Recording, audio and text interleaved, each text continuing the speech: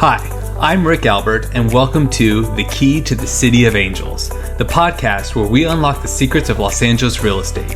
With over 300 real estate deals under my belt, I've seen it all, from house hacking strategies that build wealth to helping clients close multi-million-dollar deals in one of the most competitive markets in the world.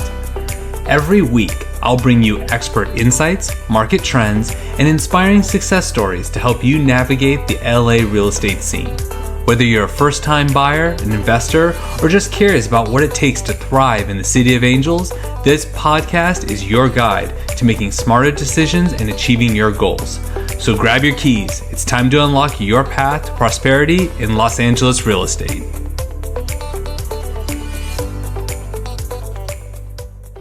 Hello, everyone. Rick Albert here with another amazing episode of The Key to the City of Angels. I'm super excited. Today, I'm talking with Alexandra Alvarado of the American Apartment Owners Association. Yes, nailed it. Okay, thank you so much for being here.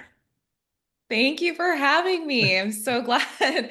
I've been wanting to talk to you for a bit and we made it happen. There you go. So why don't you tell us about how you got into it and what AAOA does before we start kind of diving into all the questions? Sure. I started with AAOA about 10 years ago, a little over 10 years ago now. So it's been a while.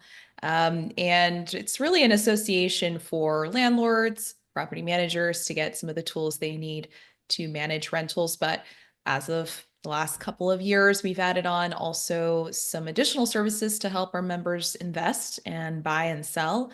So in addition to like tenant screening, legal forms, education, they can also grow their portfolio with us and through our partners as well. So I am the education and marketing director. So I basically take care of everything to do with all of our newsletters, our webinars, everything education, our magazine, which we just put out yesterday.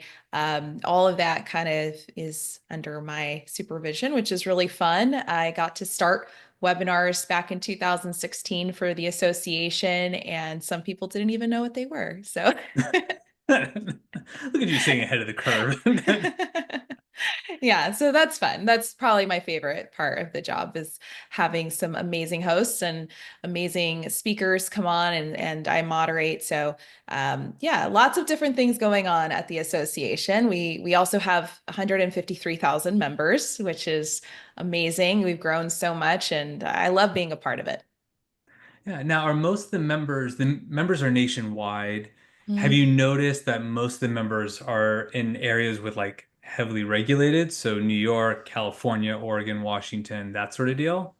Yeah, Yeah. I definitely. know it's kind of a dumb question, but I thought I'd ask it. Like, No, it's not a dumb question, but it is very true that where there are heavily regulated areas, our landlords need more help. And so typically, they end up finding us because they're Googling a question and we have an article on it or we have a webinar on it and they find us that way. And 25% of our membership base is in California, to no wow. surprise there, followed closely by New York and some other tenant-friendly states. So they definitely need more information and updates, but we do accommodate, all 50 states as far as like most of our services go. And we try to cover like what's happening in the industry, whether it's investing or regulatory things.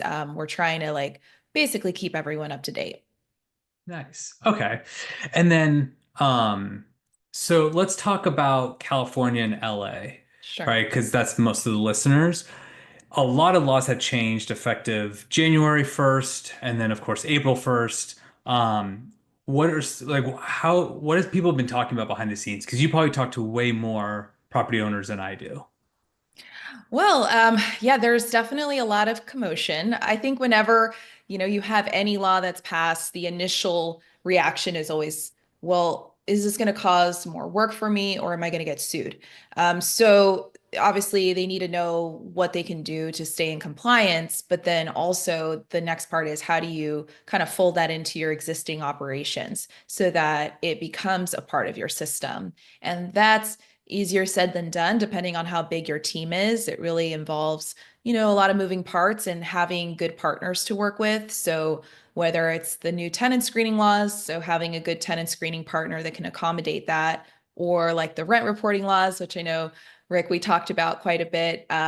That's also another place where you really need to depend on a good rent reporting partner to have. I mean, there's just all of these sort of ripple effects to these laws that are being passed where you have to do something to basically accommodate the new laws. So we're trying to provide our members with resources and information on what they can do and who they can partner with, but it definitely does involve some work. But hopefully, once you have the systems in place and once you have good partners, it shouldn't be that much work or cost on your end. But I mean, it's still a pain, I think, and Yeah. that's what I've been hearing from landlords is more so like another thing that I have to do now that I have to worry about, that I have to keep up with, that I didn't have to do before. And wouldn't it be so much easier to be in XYZ state, not Right. California? Yeah. So that's kind of what I've been hearing, more or less, the last several months, really. Yeah, I mean, it was interesting because this way, like when I was screening my tenants, I used to not actually care about the credit score. I cared about the Hmm, credit history, right? Because someone could be sure. have a 650 credit score, but that's because they're 19 years old, 20 years Oh, old, and yeah. they just haven't racked up debt. Oh no, they're responsible. Like at my last tenants, they were here for 3 years, paid on time Hmm. like clockwork. But now it's kind of like, well, now I actually have to have a number, right? Because it is first come, first serve as part of the laws. So if someone comes in with a 500 credit score, I would technically have to accept them if they met all the other requirements. So what is some of the changes you're seeing in the screening process? Yeah, well, you definitely named one of the major ones, which is having written screening criteria. It is something Right. that we've actually recommended to all of our members nationwide for years, only because it does make it so that you are not really able to discriminate or be seen as discriminatory. It's more Hmm. about how it's perceived, right? Like we all know we're not trying to intentionally discriminate, but the perception of it can be there if you don't have set criteria and you're sticking to it and applying it to all applicants consistently. So I do think there is some efficiency there. Obviously, if a tenant knows that they can't qualify, they're less likely to apply and waste your time anyway. But it does, like you said, affect that sort of flexibility that you may have felt before. What I've been telling landlords too is that you can build flexibility into your screening criteria. So you can say, if you want to have a 600 credit score, right? You say Yeah. it's a minimum 600 credit score. But if you don't meet the 600, then what are the conditional other items that you need to That's a add to good that? point. And as long as the condition is always the same, then technically everyone's getting the same treatment, right? So I'm not an attorney, full No, yeah, disclosure, yeah, just so everyone's but listening. that is kind of how I'm thinking of building flexibility into that particular law that's requiring this now. But overall, I think it's a good thing. It's just a matter of like now landlords have to sit down and think about what are my risk tolerances? What do I Mhm. want to make sure all of my applicants or all of my renters have?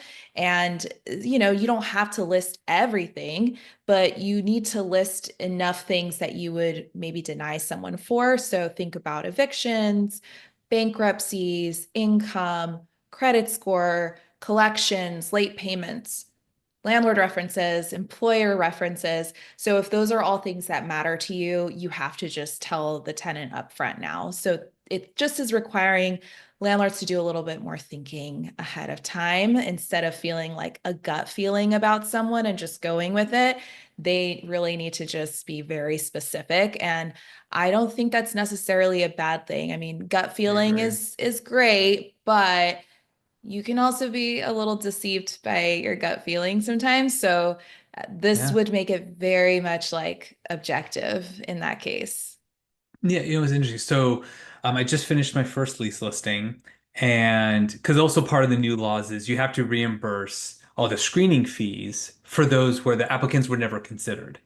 So, Correct. my client didn't want to have to reimburse. So, we went through this wild process of application, review the paperwork. Do we like them? That's first come, first serve. Then we run their credit. But going forward, I was looking at some different like software and it's like, okay, look, we could have everything in this one platform. So it's like they can apply, they can upload their documents, they do the screening fees, and that actually makes at least my job as an agent way easier. Because it's like, look, it's all uploaded. We know what order they came in. We see their credit report right then and there, and we can accept them on the spot, or we can move on to the next one. And then the property owners are probably just going to have to reimburse. Like it's not Yeah. ideal, but otherwise you're delaying the process by literally a week. Yeah, so the law actually, from what I can tell, Yeah, again, I not an know. attorney, right? You really have two options. So it's the option to either consider the applications in the order received, you accept the first one who meets the criteria, or you don't charge ever, Mhm. Right. which is what they want. The Fair the enough. lawmakers wanted to make it pretty complex to charge a fee to Hmm. discourage landlords from charging a fee, right? Without the Right. law saying you're not allowed to charge an application fee anymore. And in essence, a lot of landlords that I've spoken to have said, well, if that's an option, well, then I'll just eat the fee. It's less work. Oh, I I can see what you keep so doing what I'm doing in terms of like the order and the refunds and the receipts and all that you needed, everything that you need to do to comply with that part of the law, you don't need to do if you are not charging them. got it. So basically Oh, I could yeah. get 15 applications through, actually review all 15, and then pay the $50 for the one that I think is going to get it.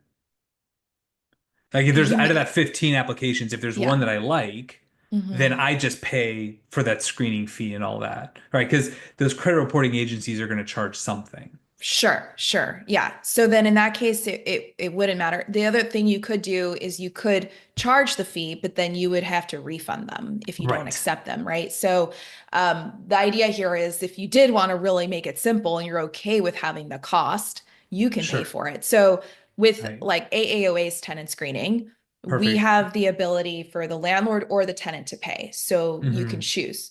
The other thing you can do is have an application. So we just launched something new where we have like an online application where they can upload the documents, the pay stubs, and all that. Everything is timestamped. So if you do want to go with the other method, our system would allow you, as you mentioned, to know when everything has been submitted. And then when the credit report is produced, you get that notification. And then you know that's the order. That's the first one you're supposed to look at and Mm. approve if you're not planning to refund or charge, or if you do want to charge, right?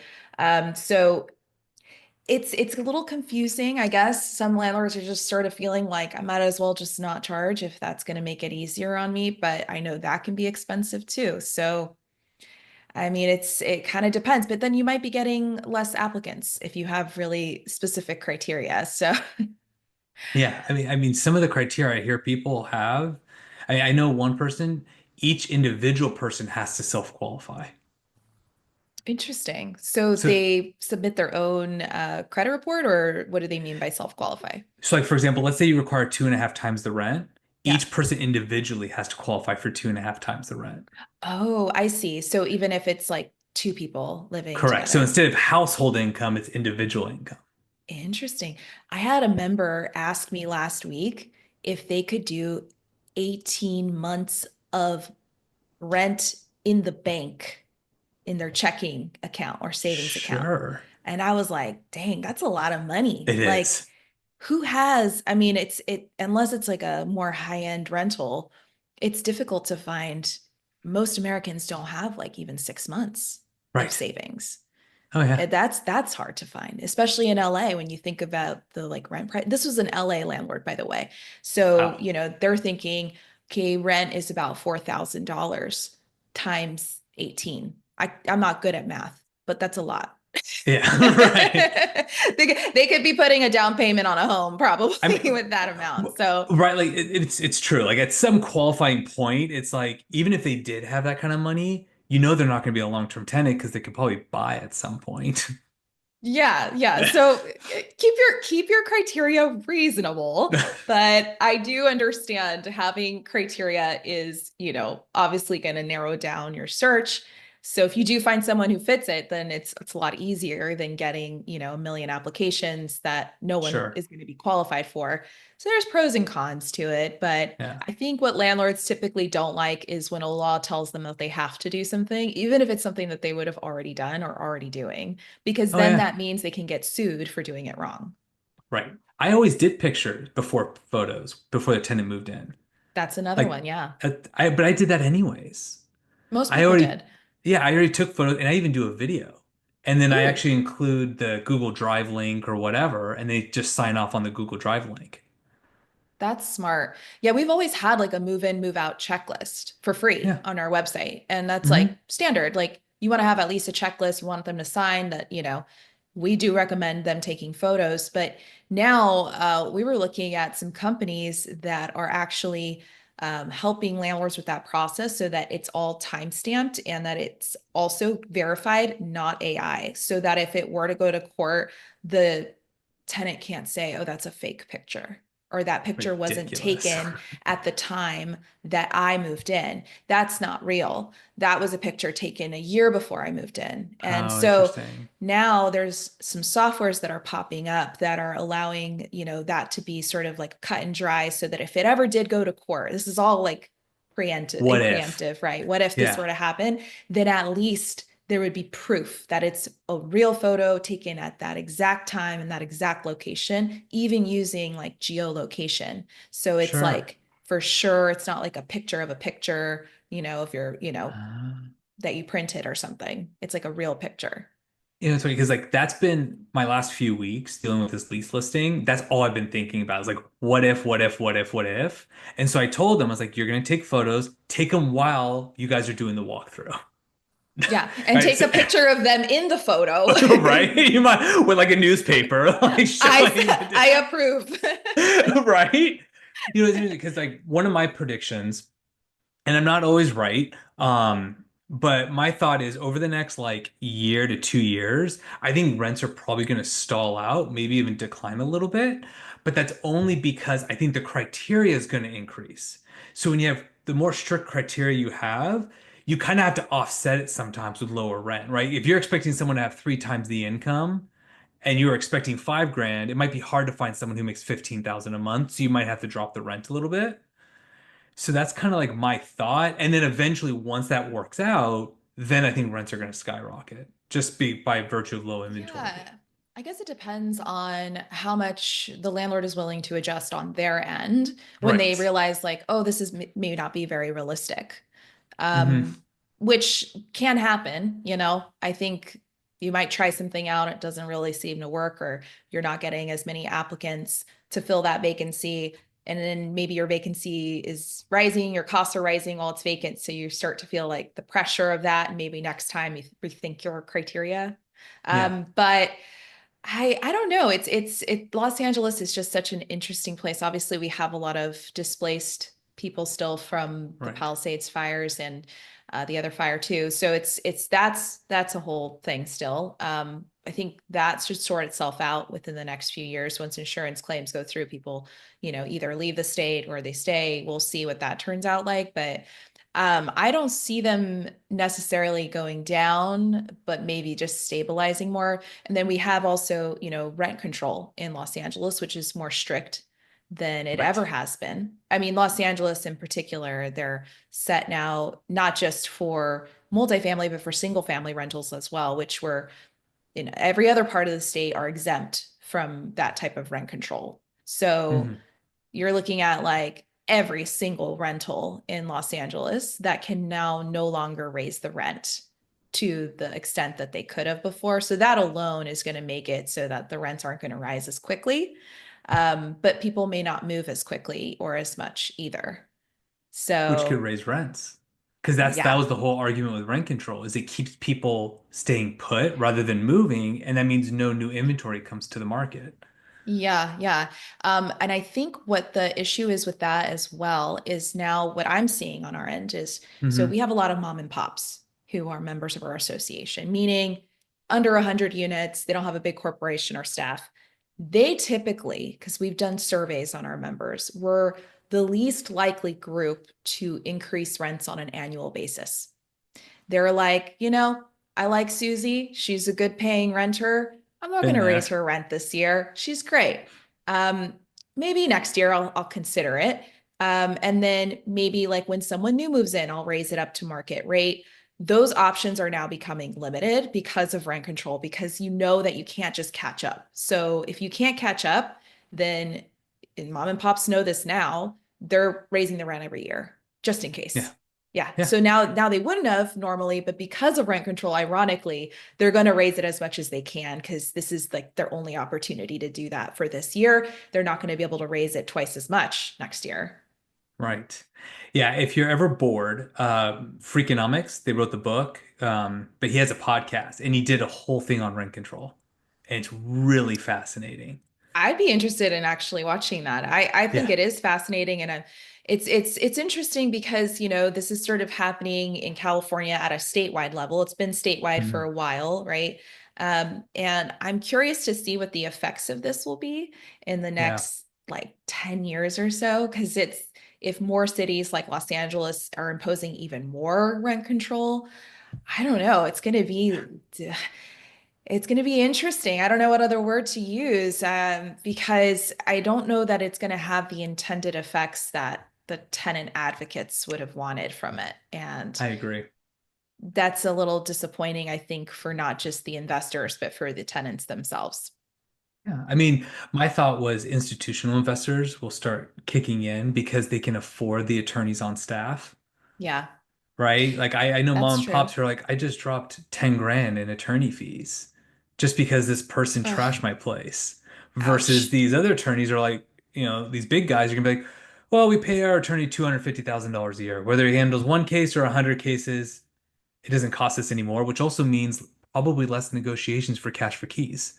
Because again, the cost won't be there to have to deal with all the attorney fees. So it'll be interesting, to say the Yeah, least.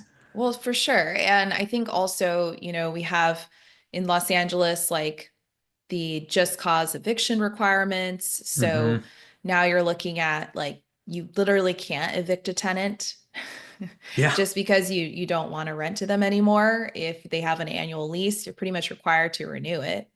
Hmm. And then if you don't want to rent to them, maybe you're doing like the renovations, right? That was a thing people started doing as a Yeah. loophole. Substantial renovations that would allow them to tell the tenant to move out.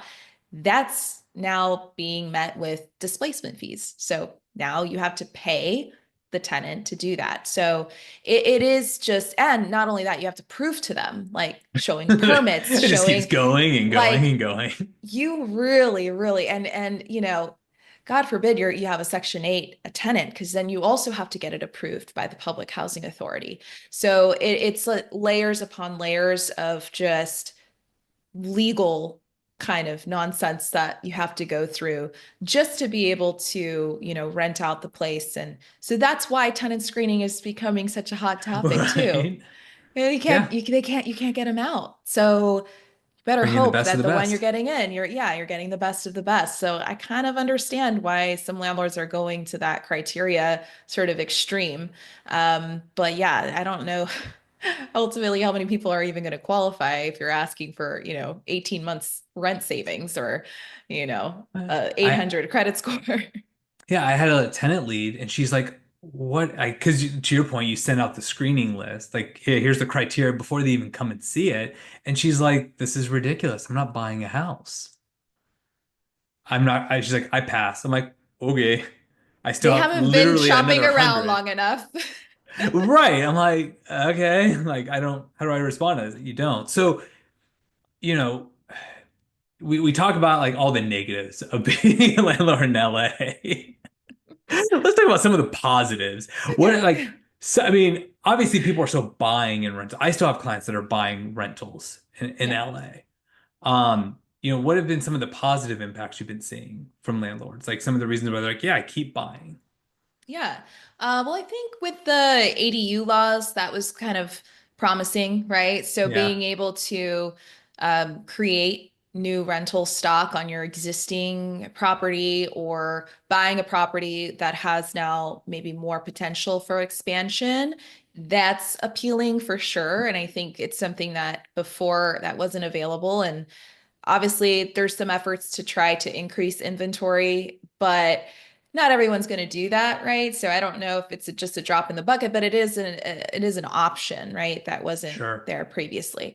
I think also we know that just historically, Los Angeles has had a very strong housing market. We have obviously a limited supply, which helps for those rents to really stabilize or increase on an ongoing basis. That's something that I think many landlords have been able to count on. Now, because of the rent control and that's in place, it becomes a lot more important when you're buying a property to know where the rents are at. Because if they're really far below market rate, that's definitely going to impact the decision of whether or not it's a good purchase. And Yeah. being able to raise rent isn't that easy, as we see. So it really is more so of a strategic sort of method that you have to take in Los Angeles. There are still opportunities there, but it's certainly not, guaranteed that you're going to get a place that has market rates and they're all going to go up over time as you slowly increase them annually with the maximum you can. And then you're Hmm. trying to also improve the property, hopefully, to get maybe a little bit more from the new renters that are coming in. It just ends up, I think it ends up becoming a more slow process, but it's still possible. I mean, there's still Yeah. opportunities here. I mean, for those that got in early, obviously they're reaping the benefits. So they're not leaving probably. But yeah, it's just, like you said, are you prepared to handle the legal issues that might come with it? And also, are you making a good strategic purchase to begin with?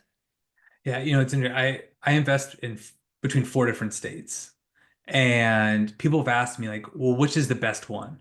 And I'm like, well, Mm-hmm. if you're talking appreciation, if you're talking vacancy, if you're talking even in some ways the quality of tenants, Mm-hmm. my ADU alone has outperformed some of my triplexes and fourplexes. Right? Like my last tenant, she's amazing, in case she's listening. Um, but rents went up from between her and the previous tenant in 3 years went up like 18% in rents. Like it was that big of a jump. And she moved in three days after I finished painting the place. Like it was like the vacancy was like a week, Wow. versus I've had rentals out of state take months to fill. Yeah. Yeah. And I think that's what people don't always realize too, is especially in some markets that are, well, I would say temporarily oversupplied currently, Good way to because put we it. saw, many units come onto the market this year that were really started back when the interest rates were low, right? So I Oh, think the okay. peak of inventory, if you look at it like nationally, was probably Q4 of last year. Yeah, You're looking at, okay, when did that construction start though, right? It was when the interest rates were low. So I think, depending on the market, you're right. Like some places that are maybe temporarily oversupplied are going to see those rents drop a little bit. That's a little scary, but it just, because home ownership isn't increasing, then every year you're just getting more renters, and the existing renters aren't graduating to become homeowners, unfortunately. And so that means the demand is there still. hmm. And we're sort of thinking, okay, if the supply went up just recently, but demand is still, trickling, then it should sort of meet each other at some point in the near future. So even in markets where you're seeing that sort of vacancy rate and the vacancy time increase, it should adjust over time if home ownership still is just as much out of reach. Unless something happens with home ownership, I don't know what exactly, to be honest. That's a bigger conversation. Yeah, But we're just going to see an increasing number of renters. And so I don't know that like I said, it's more like a temporary oversupply, in my opinion, in most sure. places. But yeah, every market's different. And so if you're in California, you're looking to invest somewhere else, then, look at a lot of other factors like jobs and employment in that area. Is the economy growing? Do you have, a substantial number of units coming onto the market, maybe you don't want to compete with that. Maybe there's too much supply right now, but if you see some promise in the future for more renters moving into that area, then it still could be a good opportunity. But you're doing 4 states. That's a lot. I don't know. It's difficult to know everything you need to know. How do you keep Oh, up with like all of that? fun fact, you don't. Yeah, so I was you like, learn. well, that's a lot. Well, I mean, okay, um, so let me think. Okay, so we have the one here in California. I used to have two. We sold one, did the 1031 exchange. We invested in two other states, one of which was with a business partner, Mhm. and he had already invested in that market. Oh, okay. So he knew. So you got an expert who was already in, Correct. basically. Nice. Exactly. So Yeah. he already had like the team in place. And so I was like, okay, that seems like a no-brainer. Yeah. And then the other market, I do invest in Alabama. And that was more of this is the first time I was investing out of state. So I Mhm. wanted a low enough price point to where like, okay, I can basically afford the risk. Yeah. Like the mortgage, everything was like $1,000 a month. I'm like, I got this. And that market actually is doing really well. I just bought a fourplex out there because that one's Nice. actually done Nice. well. And then last year, my business partner and I bought two in another state. We bought in St. Louis. That one hasn't performed as well as we had hoped. I will be honest. Mm. And a lot of it's just like you have to think about weather, right? So they had snowstorms, and the tenant's like, "Hey, do you mind if we split the cost of snow removal?" I'm like, "I'm in LA, dude. What's snow removal?" And it's just like, and I'm like, so I had to explain, it's like, okay, we'll split the cost this time, but going forward, you have to pay for it on your own because I can't control if another snowstorm's going to come. I hadn't even thought about weather. Isn't that so LA of me Right? too? Right? I'm like, so, okay. So, so you learn. I mean, one of the things I do love about real estate is that it is very forgiving. So you hold on to a property long enough, like it will eventually work out. We ended up selling one of the duplexes out of state because it just wasn't performing. It's like, okay, am I happy about it? No, I wanted it to perform, but things happen. Because to your point, laws change. We were expecting a certain rent. The laws changed to where you can't do as many Airbnbs. So now all those Mm. units that were once Airbnb were switching to long term, which increases inventory. Aha. I see. That's another unknown.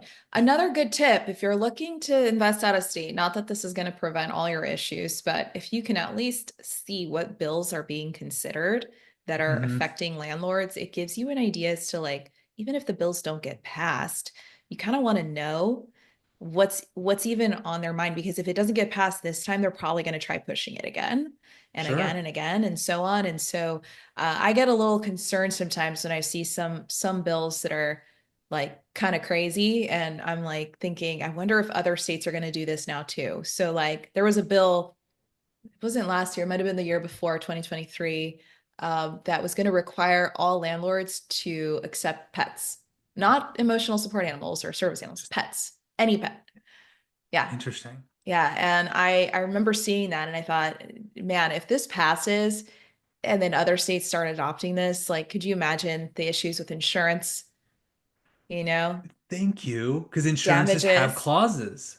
Like they have Yes, I'm clauses on like, certain breeds. we're already like uninsurable in LA. Imagine if, imagine that. Imagine if there was a law like that. So, luckily not all of them passed, but it is good to kind of, see what's maybe like on the voters' minds in that state, in that area, right? And obviously, we know LA has some crazy bills, so And those seem to pass. and a lot of them pass. So, Yes. Yeah, so no. there's not much you can do, but it's definitely good to just at least know like what is possible. I like local associations too, because even though we're national, we're not really advocating at a local level. So like Hmm. attending those like city council meetings and writing your, whoever representative, that's something that, a lot of local associations are good at doing and they stay up to date on it because they're like in that specific town. So I would say that's another good one is just to join a very like hyper local association. That's what we actually did for one of the properties we bought because we're actually self-managing it. me and my Mm. business partner, primarily because it's already fully rented. Oh, So we're nice. like, it's already fully rented. I found a handyman, like all that. Like property managers, I call them they are a necessary evil. Like I love my property managers that I have. They're great, but some charge an astronomical amount. Yes. Like people think it's at, 8 to 10%. Like, no, no, no, no, no, no. It does not stop there. There's finding a tenant, there's lease renewals, there's markups on, repairs. It's really closer to 15 to 18% is what we've noticed is the Mm. actual cost of having a property manager. But someone has to deal with the evictions if there's an eviction. Somebody has to deal with those calls. Yeah. So that's where they come in handy. Yeah, and then at the end of the day, you still have to manage your property manager and know that they're doing Right? their job right. Please don't leave them on autopilot because that's never a good idea.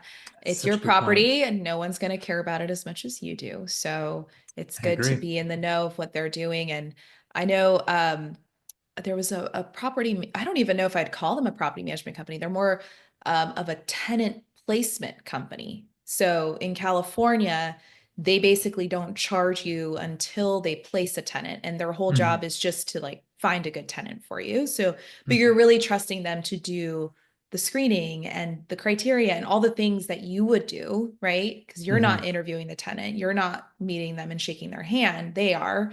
So I don't know. At a certain point, it's sort of like you have to decide, is it worth handing that over to somebody else? Obviously, if you're remotely investing, you probably need to, but try to stay involved as much as you can, even so, because that's such a big part of it, right? So Oh yeah. even though it's cheaper, right? It's, just pay for it when they place somebody, but even that can be quite scary to just, totally give to someone. Yeah, no, I agree. One of my property managers, when I signed on with them, they asked me how involved I wanted to be. I like And they that. had kind of like a scale. So I was like, Hmm. I'm like right in the middle. Like, I Hmm. don't care about a leaky faucet, just get it fixed. But like recently, a tenant had said, hey, um, I can't really afford the bills anymore, so I need to break my lease. So my property manager's like, what do you want to do? I'm like, look, as long as he's all caught up, I'd rather him break the lease. Right? Like, what am I going to do? Force him to stay when he can't afford it? That doesn't help Yeah. anyone. And that's also kind of bad karma. I Right? agree. I Right? agree. Honestly, at the end of the day, like I think it's also maybe the LA mentality because we're like, oh, Right? good, like we didn't have to evict them. At That's least true. they're willingly wanting to leave instead of trying to get free rent for like 6 months. Um, so I agree though, and I think that's one of the things about mom and pop landlords, right? They're not trying to squeeze out every penny, and they don't really Right. necessarily have the resources to do so anyway. So one of the issues too, as you were saying, is that a lot of like institutional investors that come in and they sort of take the place of the mom and pops end up putting in more restrictive, sort of Yeah. less lenient policies on the tenants who really wanted to, have all these laws passed, but didn't realize that that discouraged mom and pop landlords and from investing in their area. And it causes all these ripple effects later down the road. I mean, try talking to like a huge property management company. I don't know, like a First Service Residential or Graystar or something. I mean, they're not going to care. They're going to say Right. you broke the lease, you broke the rule, you have to pay us a lease break fee, or the amount of time that it takes us to fill the vacancy. We're going to send you a bill. If you don't pay it, we're going to take you to court. Yeah. And in their defense, you could also make an argument that if they make an exception for one, they have to make an exception for all. So Right. these big That's true. institutional, when they have a few hundred tenants, they're like, no, we have to follow the rules for everybody. So to your point, it's like, well, then we got to make it strict. Yeah. But Yeah. the Basically. break, I don't usually do a break, like a lease break fee. Yeah, It's not that's a pretty bad idea. common. That's pretty Yeah, common. So, I mean, as long as it's reasonable, right? sure, Because I think some states might have some laws as to like what the lease break fee can be. I'm not too sure, but I know it's pretty common practice. So it's like a pretty minimal fee, to at least cover your like, I don't know, your marketing costs, cleaning costs, cost to like turnover, do that whole sure. thing early. But ultimately, I think nationally, it really comes down to what were your actual losses. So, like, the fee should match what you expect to lose by not having that tenant there, Mm, right? So you okay. can't charge like $10,000. So No, right. But yeah. we're not attorneys. I'm thinking 2 months rent because if they move out, it could take me up to a month to get it ready, rent ready, and then it could take me 30 days to find a new tenant.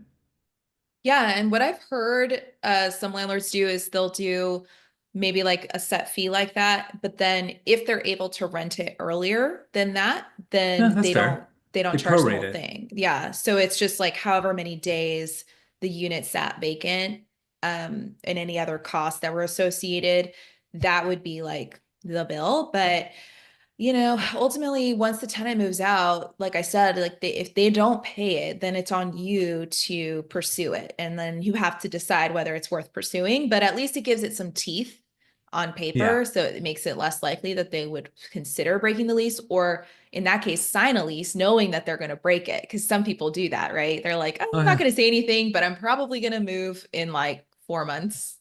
Yeah. Oh yeah. I knew someone she wanted to break the lease and the landlord wouldn't let her. And I said, how much you pay? This was in Brentwood. And Mm, I was like, well, how much are you paying in rent? She's like 1,800 because it was rent controlled. And I took a look. I'm like, you're fine. Rents in that area are like 2,800. They're gonna let you break it. minimum. Yeah. Yeah. They're Like, gonna want you to leave. They're actually probably considering paying you to leave. right? I'm like, you're fine. She's like, are you sure? I'm like, you're fine. They never went after her.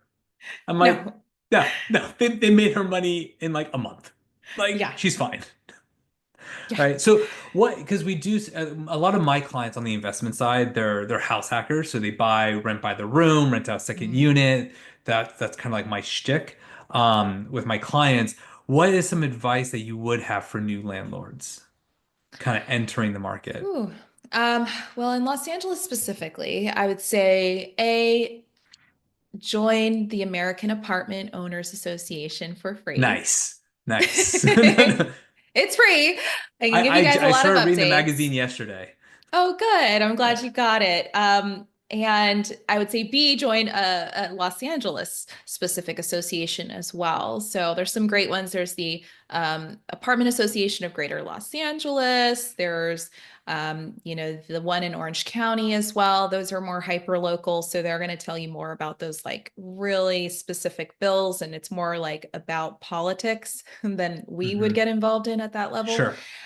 So I'd say that's a good idea to start with. And then find yourself a really, really good either property manager or tenant screening provider. So when you're filling vacancies, you basically have a way for you to know that you're for sure renting to a good tenant and you're not missing out on the red flags that come with experience. Because unfortunately, many landlords who are just starting, they don't really know what to look for because they haven't had those negative experiences. And sometimes they get lucky, right? But if you know somebody or have a company property manager that does have experience, you want to sort of build off of that, so that you're not making a mistake with who you're renting to. Because as we've spoken about so much this whole time, it's so critical nowadays to Yeah. make sure you're renting to the right person. So I would focus on that especially. And then I would say, as far as like the rental goes, once you do have a good tenant in place, make sure that you are keeping them happy.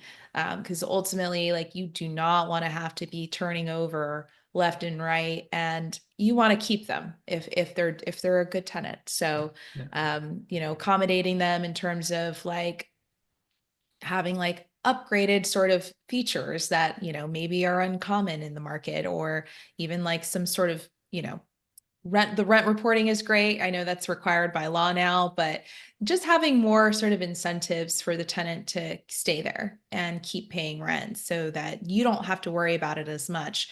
It's really valuable to not have to worry about a rental unit, even if well, I would say maybe especially if it's a bedroom in your own house that you're Yeah. living in too, right?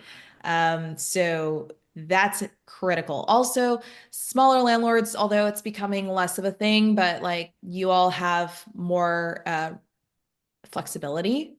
A lot of laws might only apply to large landlords. So like the rent reporting law, for example, is 15 or more units. Mhm. So certain laws, they don't apply to everyone. Single family has a lot of exemptions too, depending on what city or county it's in.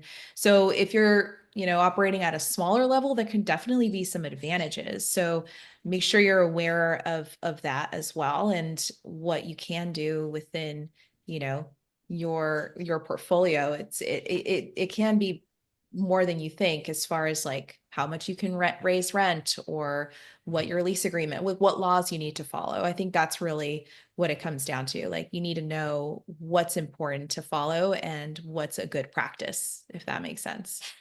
Yeah, I think a lot of people forget, and a lot of people in my landlords group that I have, I sometimes have to remind them, like, look, you're running a business, and the tenants are your customers. Yeah. And yes, my personal opinion is the laws have gone too far, but I also get why there's consumer advocacy laws, right? When we buy a car, there's laws to protect us. If we get a mortgage, there's laws that protect us. Like this is just another business where there's laws that protect the tenants. Now, again, some of it I think has gone too far, but I understand where they're coming from. Because I've also heard of horror stories where tenants are leaving to go to work, they come back and their kitchen's gone. And the landlord's doing it as a form of harassment to try to get them out. Which then we made the argument, it's like, well, if there wasn't rent control and there was more options on the market, that landlord may not have done that. But either way, it's wrong, like regardless of how you look at it. Um, but yeah, they're your customers. So we do want to make sure our customers are happy. I remember when I rented out my house, my wife and I had moved into our ADU when we were done with all the work. The tenants asked for like window screens. And I'm like, it's actually kind of a reasonable request. And if it means they can open up a window instead of using my brand new AC unit, then fine. Here's, 400 bucks. You know what I mean? Like, so to your point, you Yeah. want a good quality of life, or I've talked to some people and said, look, what is your target demographic without discriminating? But like, I have a client where he focuses on college housing. So I've helped him buy now two properties out in Riverside. He rents by the room to college students. So like, okay, where can you create like a business center where maybe there's like a printer and like a desk? Doesn't cost you a lot of Yeah, money, right? exactly. Like, where's all these common areas for them to hang out? Those are the types of things that you can look for to try to attract a certain tenant. Yeah, my mom does that too. She has all of the rooms come with desks That's and cool. like an office chair. So it's like very study friendly. And Hmm. um, the pricing is great, because she's like, I don't really need to charge that much, but I want them to have a good deal, and I want to have good tenants there. And she's had tenants that have stayed, all 4 years of college, or depending if they're in law school, they might stay, shorter. But it's she's like, I love renting to students. They're hardly there. They don't cook and they don't use the kitchen, and they just basically study. Like if you get a good enough student, they don't really have a life other than that. They're at the library or in class all day. And so Yeah, she's like, it's worked out for her. They're not like crazy party kids, at least the ones she's rented to so far. But yeah, there's definitely ways that you can accommodate the type of renter that you have. So if it's a family, do you have maybe something for the kids there that might be helpful? Or I would say just, making sure that you aren't being that landlord that makes right. all other landlords look bad is Yeah. already a step in the right direction. Just be a good person, be That's a kind. concept. Be kind, be communicative. If something's broken, fix it ASAP. Don't Yeah. delay. Like, I mean, that alone will already, I hate to say it, separate you from many other scummy kind of landlord Yeah. operations that are Because like, there are slumlords out there. there are. And I mean, that's why these laws are put into place, as you said. And it's unfortunate that the few bad apples really have put into place all of these laws that everyone has to abide by, even those that would have, still been good landlords anyway. But it is what it is. So just be a good person, you're Yeah. providing a home for people, and it is a business, but also, have some compassion, and Yeah. so, and it is profitable to do that. That's the beauty Oh of yeah. it, right? So I mean, we try to educate our landlords as much as we can, but at the end of the day, it's a people business. You're working with people. So it's what separates us, as I said, from like large corporations. And if you are a smaller operator, that's a perk, that's a benefit, Oh, an yeah. advantage really in the rental market. Oh, I agree. When we rented out our ADU, the prospective tenant came with her mom, and she saw me, my wife, and my baby come out of the car. And like, I'm like, all right, let me just get everyone settled in our house, and then I'll show you the ADU. It's like, yeah, clearly we're a family. Yeah. Clearly it's our place. And like that resonates with people because not everyone wants to be part of those big apartment complexes. Yeah, I know I wouldn't. I have Right. been in the past when I was younger, and rent went up as much as it could every time, and maintenance wasn't really quick, unfortunately. I've also rented from a mom and pop. I've rented also a room within a home of a Mhm. lovely woman who was like amazing to live with. And I mean, I've had much better experiences personally renting from smaller landlords as well. And so, you know, it's a good thing. It's a good thing. You're in a good Yeah. position, and Yeah, if you're just providing a decent home and good service to your tenants. I agree. Especially because a lot of the reports are coming out saying tenants are staying longer. Yeah, they are. I think it's now like 5 to 7 years Yeah. is the last I heard. That's a record. So it's never ever been that long. And I think that's also partly because of that lack of movement to the home ownership. So people are Yeah. seeing their rentals as more of a long-term commitment than they used to. Rentals used to be like a stepping stone, you know, for Hmm. people in their 20s. And now it is sometimes the end game, I think, for people who are now, you know, approaching their 40s, or even those who are older and they don't want to be homeowners necessarily. I mean, it's becoming more common, and that group of people, the ones that have the kids and the families, they're Yeah. not trying to move, you know? Right. Schools, whatever, lifestyle. Yeah. Like I wondered about that with some like I remember one time we were living in our ADU and my wife and I considered moving to downtown LA because it was like 2021. So DTLA was horrible during COVID. It just crashed. So one thought was like, all right, maybe we should buy there, live there for a few years and sell because it'll come back. Then we decided to rent. And we were looking at this apartment complex where they had like Peloton bikes, rooftop park, like all these amenities. And we ended up not renting. We ended up staying put. But it was kind of like, yeah, I get it. If you're a tenant and you want to buy a house, but you're going to lose all this lifestyle amenities. That's Yeah. true.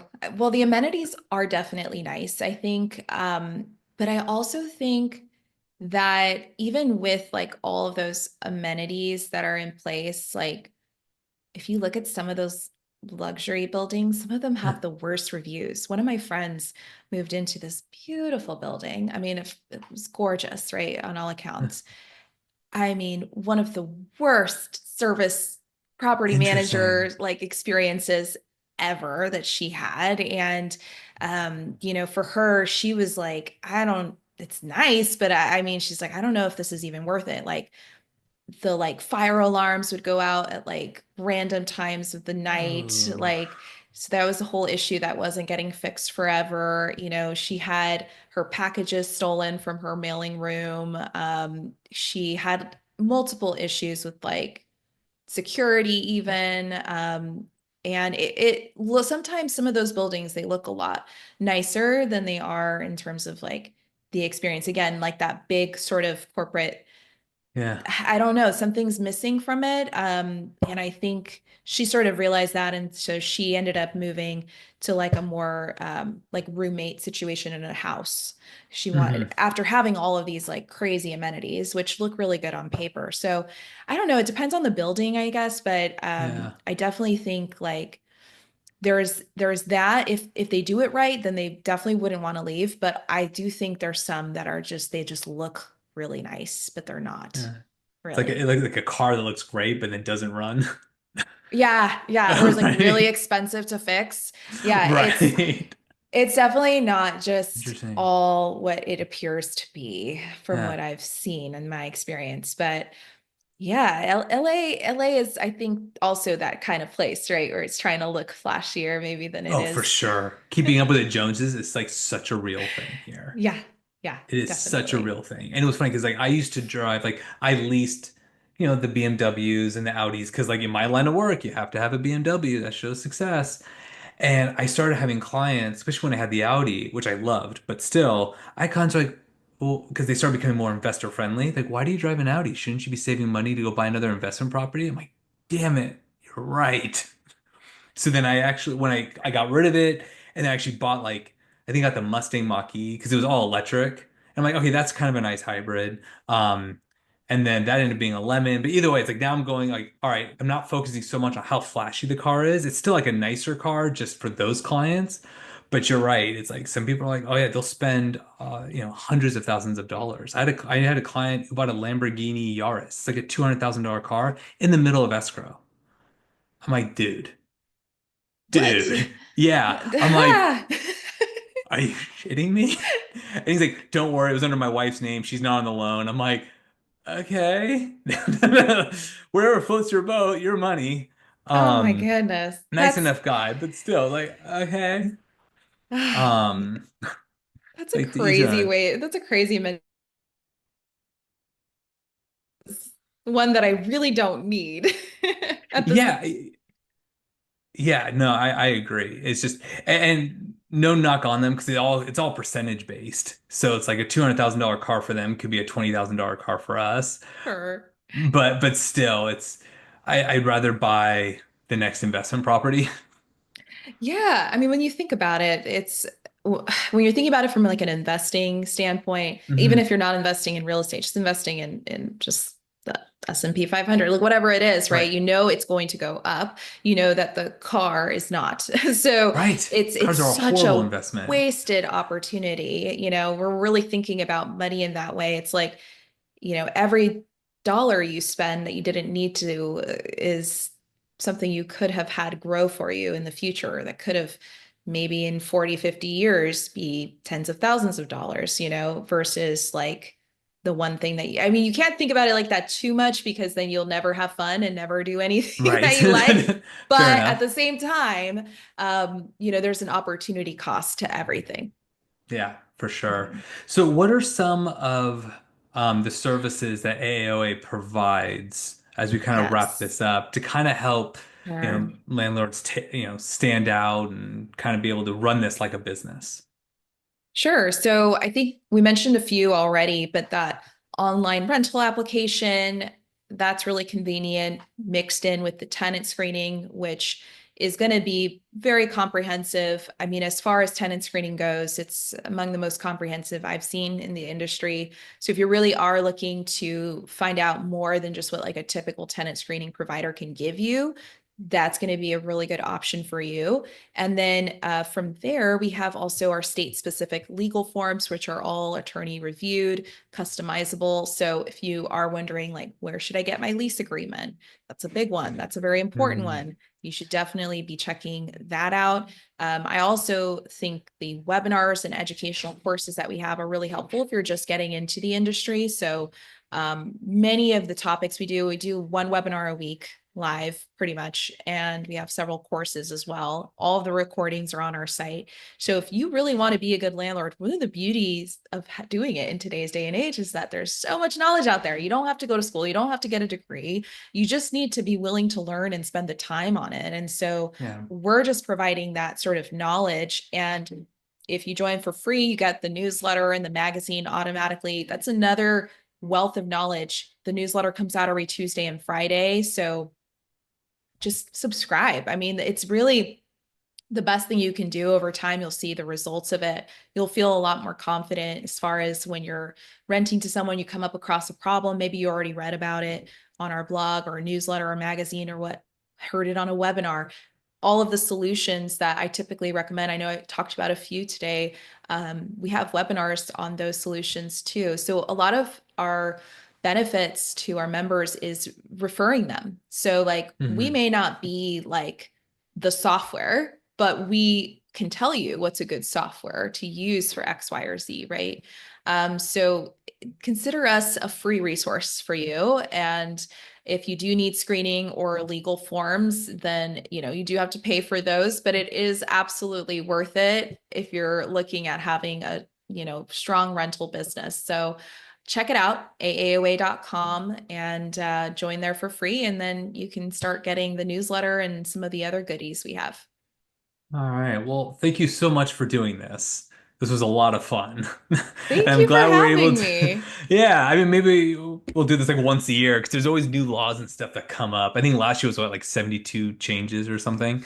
Yeah. So yeah, yeah. I mean, that's one of the upsides of being an agent is like the brokerage always gets all this information, right, from the Department of Real Estate. Like that's the only way I keep up.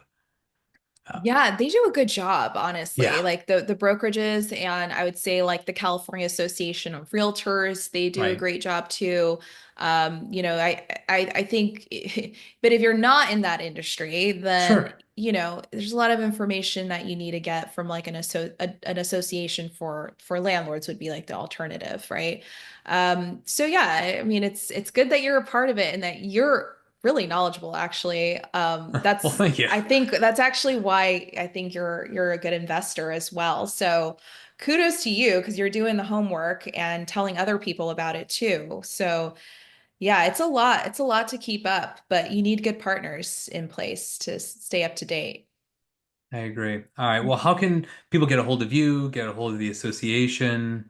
Yeah, so association, best thing would be the website, AAOA.com. And then for me, if you want to connect with me, email is great. It's my first name, Alexandra at AAOA.com.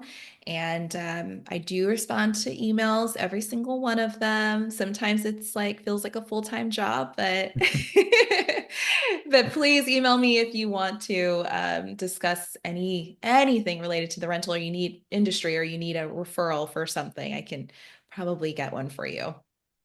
Perfect. All right. Thank you so much. And thank you everyone for listening or watching, wherever you listen. And I'll talk to you guys next week. Thanks for tuning in to The Key to the City of Angels. I hope you found today's episode helpful as you navigate the world of Los Angeles real estate. Whether you're looking to buy your first home, expand your investment portfolio, or sell in this competitive market, I'm here to help you succeed. Let's connect. Visit my website or follow me on social media to learn more about how I can help you achieve your real estate goals.